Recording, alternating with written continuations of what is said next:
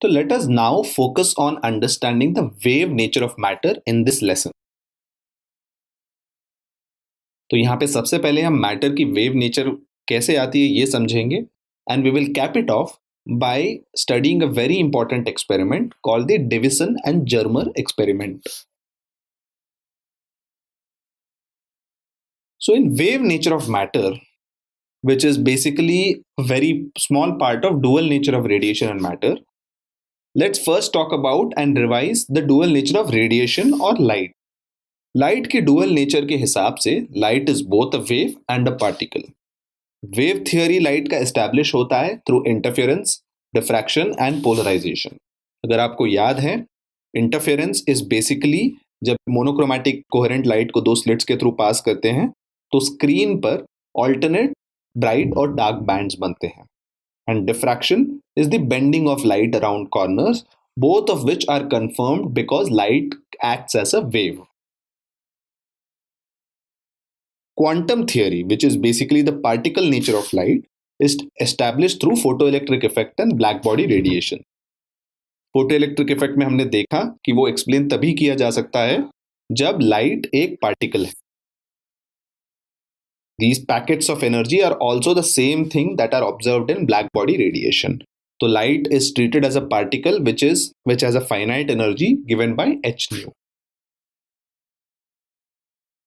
इसका मतलब ये है कि रेडिएशन डुअल नेचर एग्जिबिट करती हैं. वो वेव की तरह भी बिहेव करते हैं और पार्टिकल की तरह भी बिहेव करता.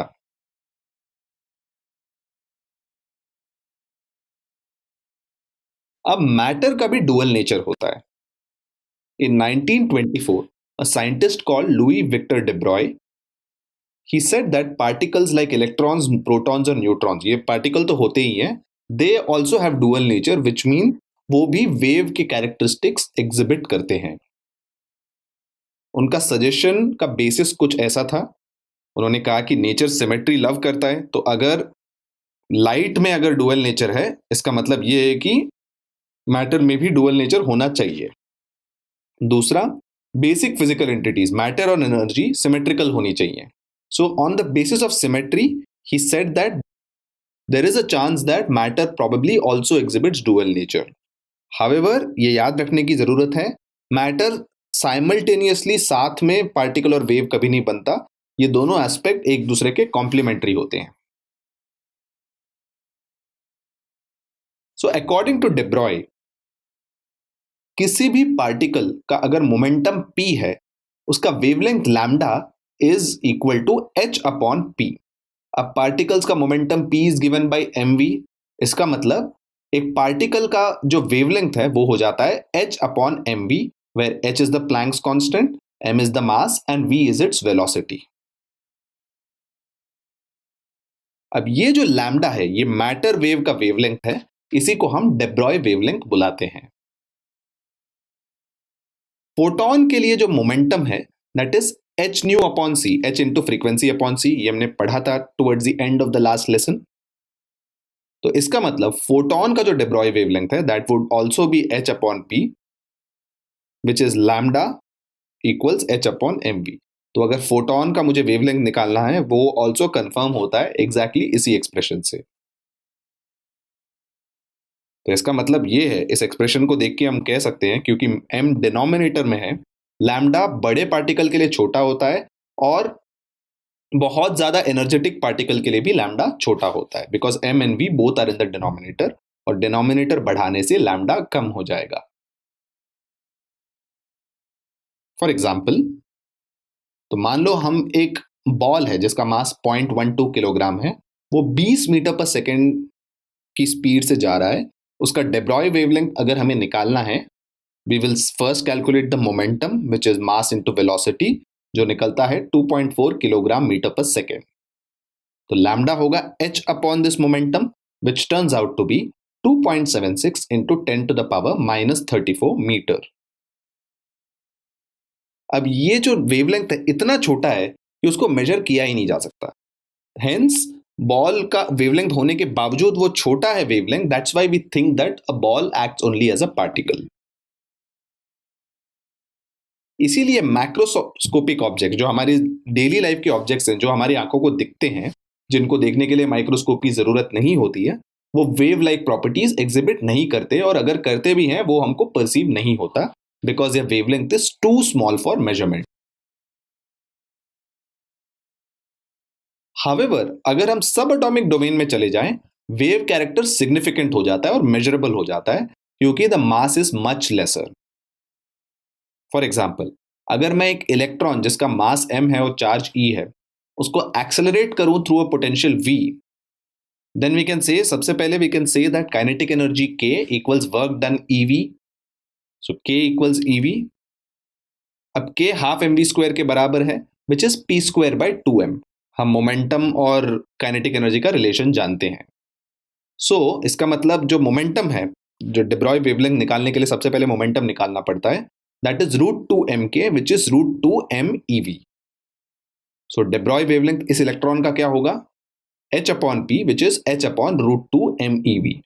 किसी भी इलेक्ट्रॉन को अगर v वोल्टेज से अगर एक्सेलरेट किया जाता है तो उसका डेब्रॉय वेवलेंथ हो जाता है h/√2mev।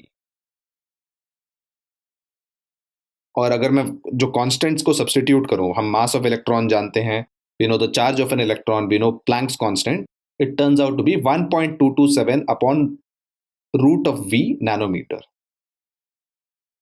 तो ये जो एक्सप्रेशन है, 120 वोल्ट से अगर मैं एक्सेलरेट करूं तो lambda turns out to be 1.227 by root of 120 nanometre, और ये lambda is 0.112 nanometre which is actually measurable. उसका जो ऑर्डर है, it is similar to the spacing between atomic planes in crystals. इसीलिए सब एटॉमिक डोमेन में हम कहते हैं कि वेव कैरेक्टर सिग्निफिकेंट है, क्योंकि lambda equals 0.112 nanometre is very much a measurable quantity. So let's see how de Broglie's hypothesis was experimentally verified. तो इस वेरिफिकेशन के लिए first we need to understand the principle called Heisenberg's uncertainty principle. 1927 में Werner Heisenberg ने यह कहा था कि किसी भी इलेक्ट्रॉन का एग्जैक्ट पोजीशन और एग्जैक्ट मोमेंटम दोनों को साइमल्टेनियसली डिटरमिन करना नामुमकिन है। इस स्टेटमेंट को मैथमेटिकली ही represented it as delta x into delta p, which is uncertainty in position into uncertainty in momentum, एक पॉजिटिव क्वांटिटी है which is greater than or equal to h/4 pi। h यहाँ पे Planck's constant है, like I said, delta x is position uncertainty and delta p is momentum uncertainty। अब why is this the mathematical expression of the statement? आप अगर देखें, अगर delta x 0 हुआ तो प्रोडक्ट को h/4 pi से ज्यादा होने के लिए डेल्टा p को बहुत बड़ा होना पड़ेगा। तो अगर पोजीशन एग्जैक्ट है, जिसका मतलब डेल्टा x 0 है, तो मोमेंटम का जो अनसर्टेनिटी है वो बहुत बड़ा हो जाता है ताकि प्रोडक्ट नॉन जीरो रहे। और अगर डेल्टा p 0 हुआ तो डेल्टा x को इनफाइनाइट रहना पड़ेगा। इसका मतलब ये है कि दोनों एग्जैक्टली जानना बहुत मुश्किल होता है, because if both are exactly zero then and exactly known and the uncertainty is zero, then उसका जो प्रोडक्ट है that will violate Heisenberg's uncertainty principle। तो typically delta x and delta p दोनों नॉन जीरो होते हैं और उनका product approximately in the order of h/4 pi होता है। तो इससे हम यूजुअली जो पहले सोचते थे कि इलेक्ट्रॉन्स की डेफिनेट ट्रेजेक्टरी होती है, ये वाला प्रिंसिपल वायलेट होता है, क्योंकि बॉर्न्स प्रोबेबिलिटी इंटरप्रिटेशन से हमने ये पढ़ा था कि इलेक्ट्रॉन लोकलाइज नहीं होता है किसी फाइनाइट रीजन ऑफ स्पेस में। तो इसका मतलब ये है, अगर वो लोकलाइज नहीं होता है तो that means the electron's position can be a matter wave corresponding to a definite momentum of an electron. इसका मतलब ये है कि डेल्टा p जब जीरो हुआ तो delta x will tend to infinity. तो मैटर एक जगह पे नहीं रहता, it keeps oscillating with some and behaves as a matter wave with a wavelength lambda, which proves that de Broglie's hypothesis is true। So usually matter wave जो electron से associated है वो ऑल ओवर स्पेस एक्सटेंडेड नहीं है। जो wave packet है वो एक छोटे वेवलेंथ, एक सेंट्रल वेवलेंथ के अराउंड स्प्रेड रहता है।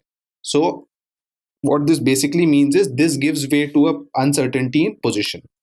क्योंकि एक छोटे वेवलेंथ के अराउंड स्प्रेड रहता है वो, इसका मतलब उसका एक पर्टिकुलर रीजन ऑफ कन्फाइनमेंट नहीं है, वो एक रेंज में कन्फाइंड है, जिसका मतलब वो मैटर का पोजीशन अनसर्टेन है, it can lie anywhere in that range.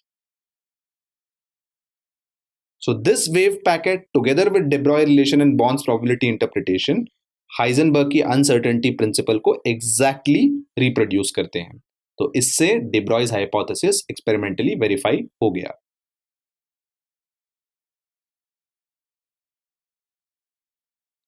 Now let's do a concept test. एक इलेक्ट्रॉन अल्फा पार्टिकल प्रोटॉन की सेम काइनेटिक एनर्जी है, इनमें से सबसे छोटा de Broglie वेवलेंथ किसका होगा?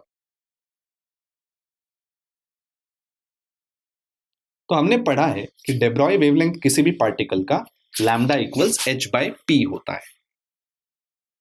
अब काइनेटिक एनर्जी होता है p²/2m, hence lambda is h/√2mk। तो काइनेटिक एनर्जी अगर सेम है तो de Broglie wavelength is proportional to 1/√m। अब हम जानते हैं कि प्रोटॉन का मास इलेक्ट्रॉन की मास का 1836 टाइम्स होता है और अल्फा पार्टिकल का मास प्रोटॉन की मास का 4 टाइम्स होता है।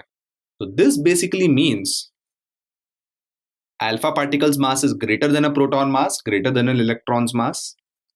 Hence, lambda is directly proportional to 1/√m और inversely proportional to √m. तो मैं कह सकता हूं कि अल्फा पार्टिकल का लैम्डा सबसे छोटा होगा, followed by lambda of proton, और इलेक्ट्रॉन का लैम्डा सबसे बड़ा होगा। So the correct answer to the question is alpha particle which has the shortest de Broglie wavelength because it has the greatest mass.